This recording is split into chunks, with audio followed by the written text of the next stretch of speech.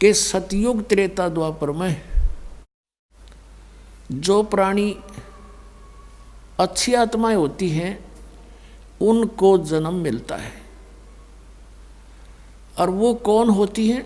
जैसे अब ये बैन उठ गया मालिक का, मालिक ने खोल दिया ये भंडारा मोक्ष का, ओपन कर दिया है मोक्ष और ये मंत्र और ये वो मूल ज्ञान जो अभी तक छुपा के रखना था वो भी।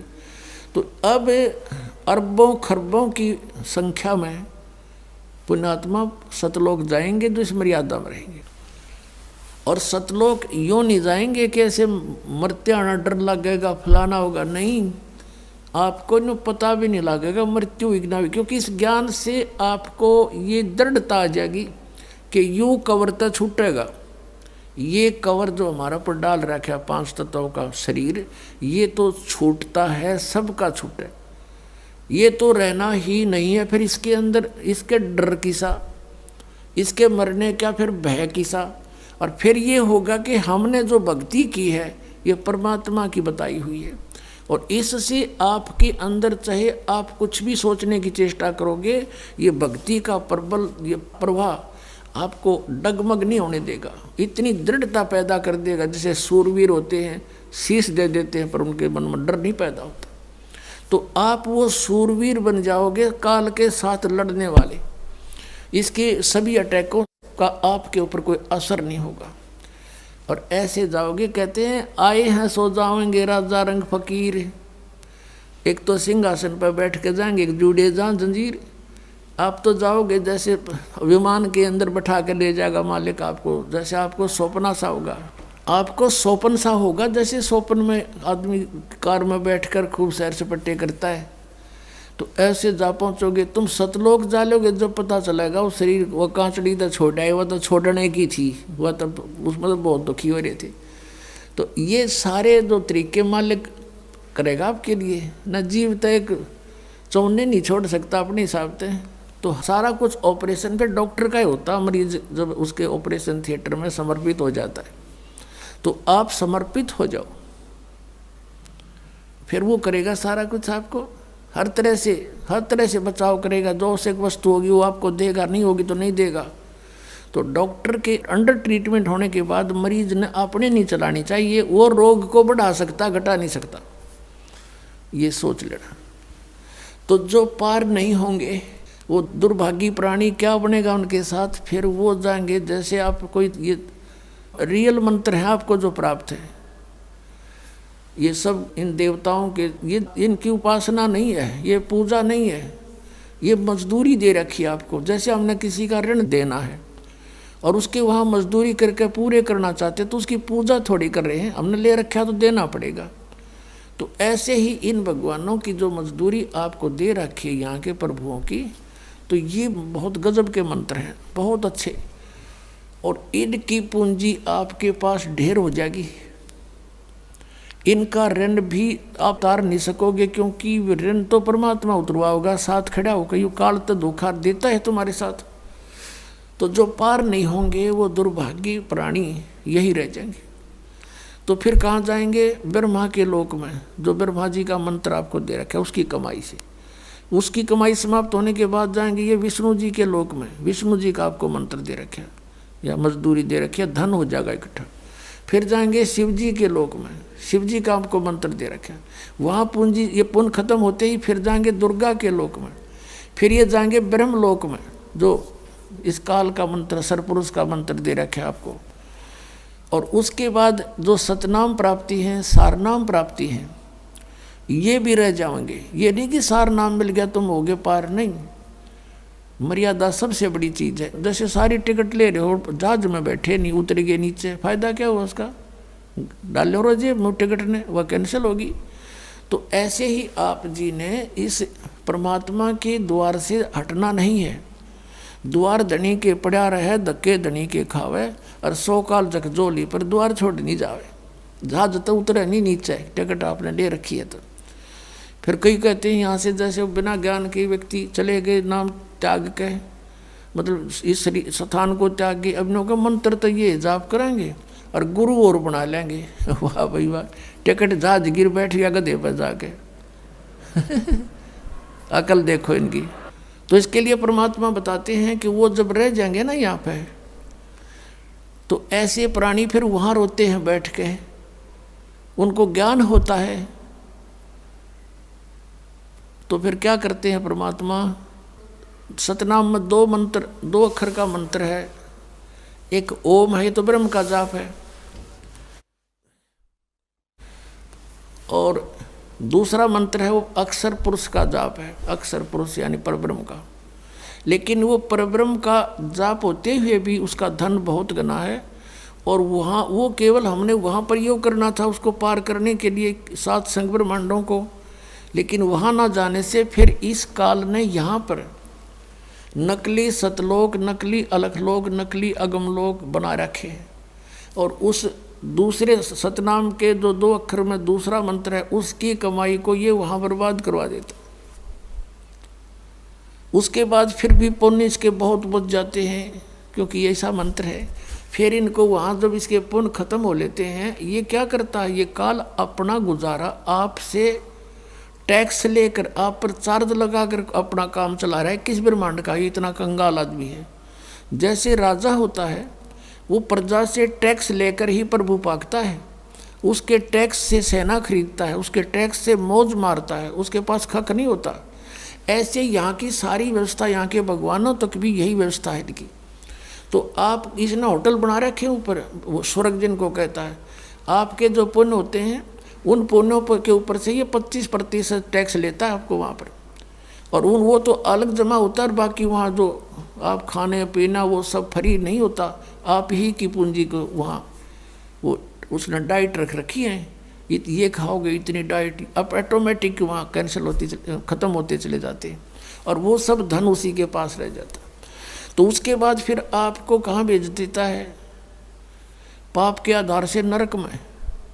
नरक भोगने के बाद फिर कहाँ पटकता है कि सतयुग में सबसे पहले जो अब कलयुग के अंदर जो पार नहीं हुई, परमात्मा कबीर जी की शरण में आकर जिन्होंने सत भक्ति कर रखी है, वो पुण्य फिर भी गणे बच जा उनके। अब उनको फिर कहाँ ब्राह्मण मट्टी करवाओगा, उनकी सतयुग में जन्म देगा। अपनात्माओं जैसे कई भक्त कहते हैं, क्योंकि हम जीव हैं, हमारी सोच जीव वाली ही है, हम यूँ कहना लग जाते हैं भगवान ने ऐसा क्यों किया, भगवान ने ऐसा क्यों किया। तो ये बालक सोच है, हम भगवान से सियाने नहीं हो सकते। हमने कभी भी परमात्मा के किसी भी क्रिया में हमने दोष नहीं देखना चाहिए। लेकिन बालक हैं और हम दूध के जले हुए हैं, लस्सी को भी फूकना हमारा स्वभाव बन जाता है, भय बना होता है। और इन अज्ञानियों ने हमें इतना धोखा दे दिया होता है कि हम उनके ज्ञान को सही मानकर स्वीकार किए बैठे थे, और जब ओरिजिनल ज्ञान आता है तो हमारी बुद्धि फिर उसमें खुरापात नरे पैदा हो जाते हैं। कहीं ये भी गड़बड़ ना हो, इसलिए नरे प्रश्न पैदा कर देता काल दिमाग में। पुण्यात्माओं जैसे एक मार्केट में 9 नकली दुकानें हैं, और उन 9 नकली दुकानों पर जो व्यक्ति ठगा जा चुका है और कभी इत्तेफाक से उस ओरिजिनल पर भी पहुंच जाता है, तो उसको उनसे भी ज़्यादा शक की दृष्टि से देखता है। ये स्वभाव होता है। तो ऐसे ही यहाँ आने वाले प्राणी बिल्कुल बिगड़े हुए होते हैं। जो कोई किसी का पुजारी है, कोई देव का पुजारी है, कोई किसी संत के पास पूजा करता था, तो यहाँ आकर उसके और कर्म काल बिगड़वाता है। उसने व्यवस्था ऐसी बना दी कि जब वहाँ जाएगा इसकी बुद्धि इतनी कंडम कर दूंगा कि उस सतमार्ग को भी जो जल्दी से स्वीकार नहीं करेगा, और या तो वहाँ से भाग जाएगा अपनी चतुरता के कारण, कबीर साहब से दूर हो जाएगा। तो आप जी ने ज़्यादा नहीं सोचना चाहिए। इतने प्रमाण दास दे देता है, उसके बाद आपको बुद्धिमान को ये सोच लेना चाहिए जो ये संत शब्द बोलेगा सारी साची है, ये अंडरस्टूड हो जाना चाहिए आपको इतने प्रमाण देख करके। और पहले आपके पास एक भी प्रमाण नहीं था और सारे स्वीकार्य थे, क्योंकि वो काल आपने थेपड़ के बिठा रहा था। कोई बात नहीं, सब ठीक है, और यहाँ सब ठीक के समय जो कहना ये गलत है। तो इस काल के जाल को भी आपने समझना पड़ेगा। अब जैसे एक प्रश्न आता है परमात्मा का, धर्मदास जी ने प्रश्न किया है, परमात्मा हम इतने नीच आपको छोड़ कर आगे ये दाता आपने कैसे दया करी हम तुच्छ जीवों पर। तो परमात्मा ने कहा बेटा तुम मेरे बच्चे हो, और माता पिता का बालक बेशक बिगड़ जा, निकम्मा भी हो जा, बुराई भी करता है, दुख जरूर आता है, लेकिन हृदय से उसके प्रति वह कसक मिटती नहीं, और यही नियत रहती है कि कभी ना कभी ये ठीक हो जाए, वापस आ जाए मेरे घर पे और ढंग से रहने लग जाए, मैं सब कुछ दे दूँ अपने बच्चे को। तो परमात्मा ने कहा भाई मैं रह नहीं सकता, क्योंकि ये मेरे अंश हैं, और ये काल इनको इसलिए दुखी कर रहा है कि मुझे तंग करने के लिए। अब किसी के बालक ने कोई बिगाड़ देता है, उसको गुट्टी ला दे, माँ बाप ने भी उल्टा बोला, घर से पैसे निकाल ला, चोरी कर ले हैं, और वहाँ जा बैठे उसके पास उड़द शराब पियो, बकवाद गड़े, सिनेमा देखे और 100 फंड करवा दे उसने उसी के पैसों से। तब परमात्मा ने कहा भाई मैं आपका दुख देख नहीं सकता, मेरे बस की बात नहीं रही अब, क्योंकि तुमने खुद पैर पर कुआड़ा मार लिया सब इच्छा से आगे। और जब तुम दुखी होते हो फिर भी मैं आता हूँ कोई रूप अन्य बना के, काल भी मुझे पहचान नहीं सकता कि आई एम गॉड। जीव तो पहचानेंगे कैसे कि वो परमात्मा है। अब रामानंद जी को जब परमात्मा ने एक झटका दिया था, 104 साल के महात्मा 5 वर्ष के बालक खड़े थे सामने, और रामानंद जी के मन की बात बता दी। वो पर्दा ला करके भगवान के माला डालना चाहता था, मुकुट में फंस गई थी। तब परमात्मा ने कहा था कबीर जी ने कि स्वामी जी गुंडी खोल कर माला गल में डाल दो, मुकुट उतारना नहीं पड़ेगा भगवान विष्णु का मूर्ति का। तो उसी समय उसने पर्दा हटा दिया था। छुआछात बहुत करता था रामानंद, ब्राह्मण होने के नाते 600 वर्ष पहले छुआछात चरम सीमा पर थी। और सामने एक धानक का बेटा खड़ा, वैसे तो सबका बाप, लेकिन समाज की दृष्टि में धानक का पुत्र कहलाया, बाकी वो किसी का पुत्र नहीं था, सब शक्ति से आए थे, सब सहशरीर आए थे। तो उस समय उसने, क्योंकि परमात्मा की चाहने वाली आत्माएं फिर नहीं देखा करती मजहब धर्म को, जाति और कर्म को, उसको भगवान चाहिए, सामने खड़ा उस बच्चे की जाके एक धानक के बच्चे को ब्राह्मण ने ऐसे सीने से लगा दिया भगवान समझ के। और जब रामानंद जी ने ऐसे किया, मालिक के शरीर को रुई जैसा शरीर परमात्मा का, क्योंकि उनका शरीर असनाविरम अकायम है, हार्ड चाम का पुतला नहीं, हमारे जैसा नहीं है।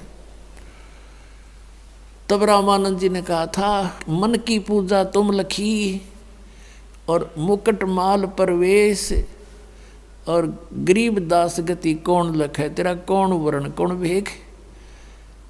अब कहते हैं आपको क्यों कैसे पहचाने दुनिया परमात्मा, आप सचमुच परमात्मा हो।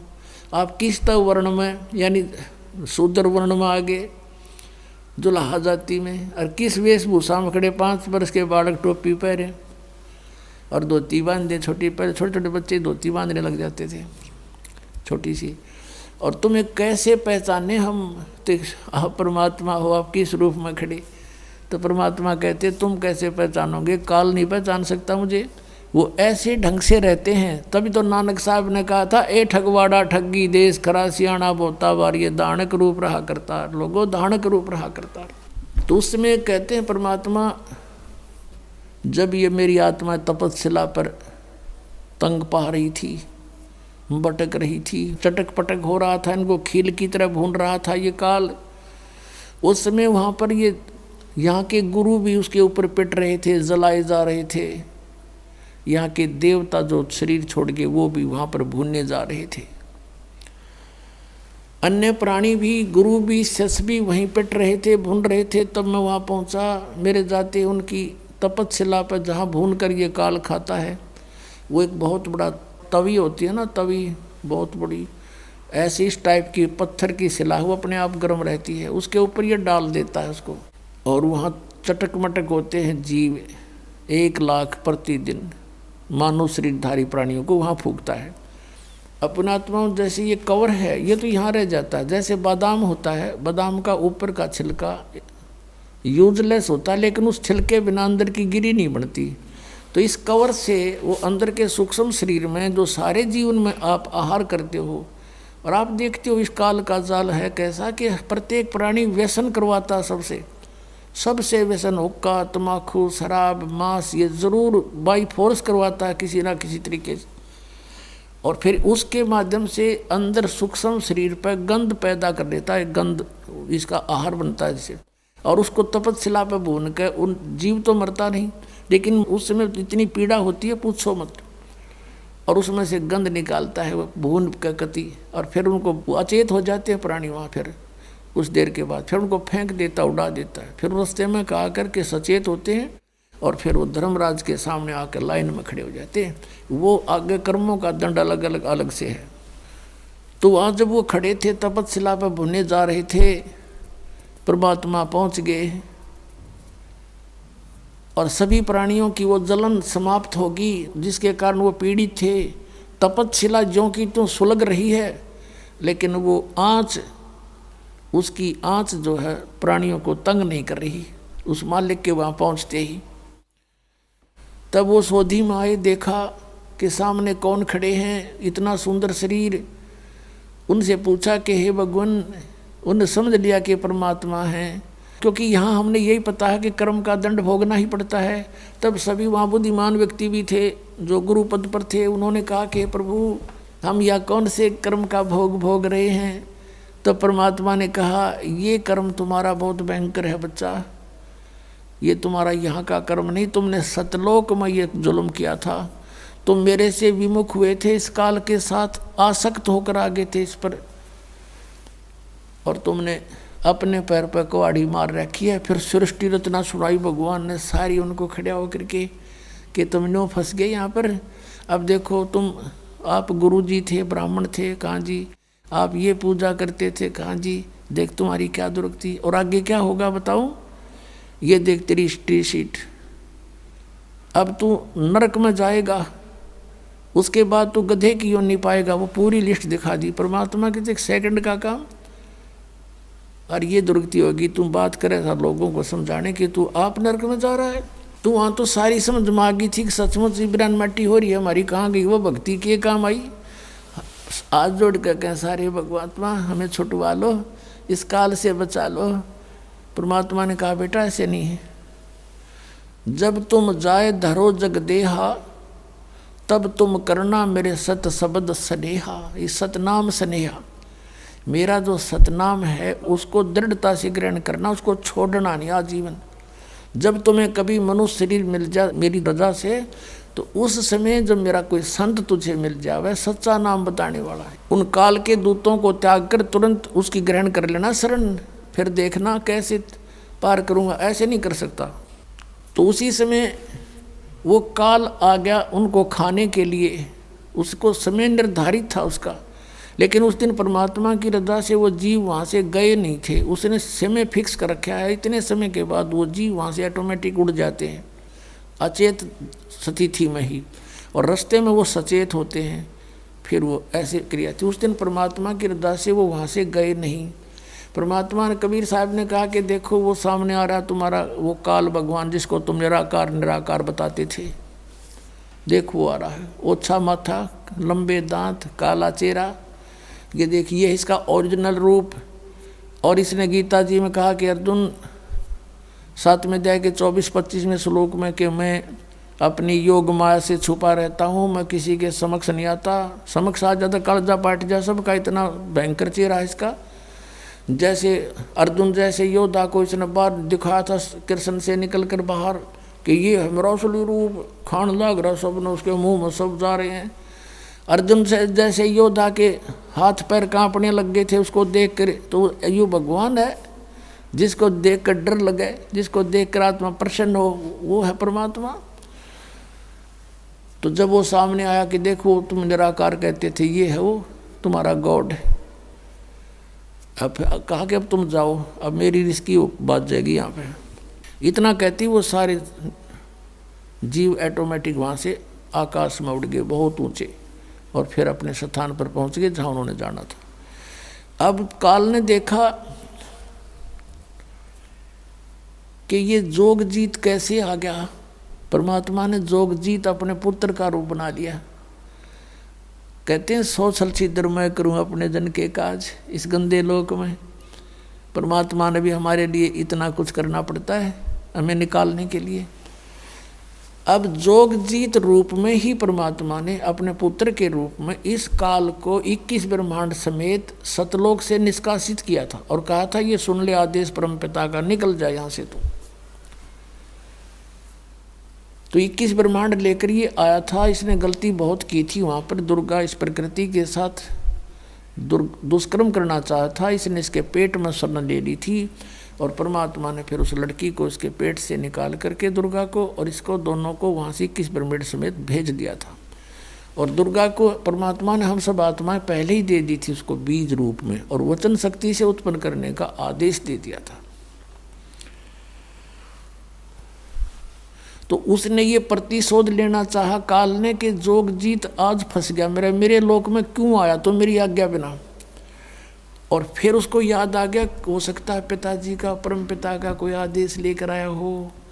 कहा कि पहले तो मुझे तू बता पिता का कोई आदेश है तो, और फिर आज तुझे मैं कूटूंगा, आज तेरी पिटाई करूंगा। तूने मेरे साथ बहुत जुल्म किया था, मुझे वहाँ से निकाला था, मैं यहाँ बुरा हाल हो रहा है मेरा। तब जोगजीत रूप में परमात्मा ने कहा था कि सुन ले ज्योत निरंजन परमपिता का आदेश मैं किस लिए आया हूं। अरे भले व्यक्ति ये तेरे साथ आगे इन के बुरा किया तेरा, ये मेरे बच्चे तेरे साथ आ भी गए तो तेरा के बुरा किया इनने, तो इनके साथ कैसा जुल्म कर रहा है। किसी को गधा बना के घुमा रखा, किसी को कुत्ता बना दिया, टट्टी खा रहा है और फिर किसी का बेटा मर गया, किसी की बेटी मर गई, किसी की आँख फूट गई, किसी की दोनों टांग कट गई, हाहाकार मचा रखा। तेने कसाई को शर्म आई थोड़ी बहुत, पिताजी ने भेजा हूँ मैं, पिता के आदेश से आया हूँ और नीचे जाऊँगा मैं। तेने परमात्मा का नामो निशान मिटा दिया, भगवान का तो जिक्र भी नहीं करता, तू अपने आप पर बोल बैठा है और तने सारा झूठा ज्ञान फैला दिया, इनके मूर्ख बना रखा है, इनको सच्चाई से दूर कर दिया।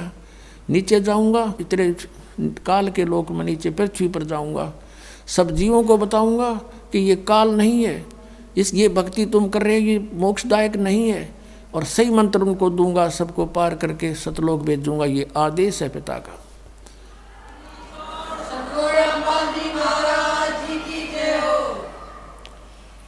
अब उसका तो कालजा कांप गया, काल का कि तो मेरा नाश करेगा, मेरी खेती उजाड़ेगा ये तो, क्योंकि इसने तो हम अपनी खेती बना रखे हैं, गाजर मूली बोया करे जैसे किसी ने पाउडर खावे। तो उसने सोचा कि तो भाई जुल्म करेगा एकदम। उसके कहते हैं कबीर परमेश्वर बता रहे हैं धर्मदास, मेरे ऊपर ऐसे झपट्टा मारा जैसे बाज मारता है नीचे छोटी चिड़िया के ऊपर। इसने मुझे एक जोगजीत समझ गए और धर्मदास मैंने ना फिर सतनाम का सुमन शुरू कर दिया, 2 अक्षर के का श्वास से। पुणात्मा ये अपने लिए आदेश दे रहे हैं, परमात्मा हमें आगाह कर रहे हैं कि इस सतनाम के श्वास उश्वास के अधिकारी से प्राप्त मंत्र से मैं इतनी शक्ति आ जाती है कि सामने से युग काल भी आ जाता रहे, काल के दूतों का तो जय करे छोड़ दो।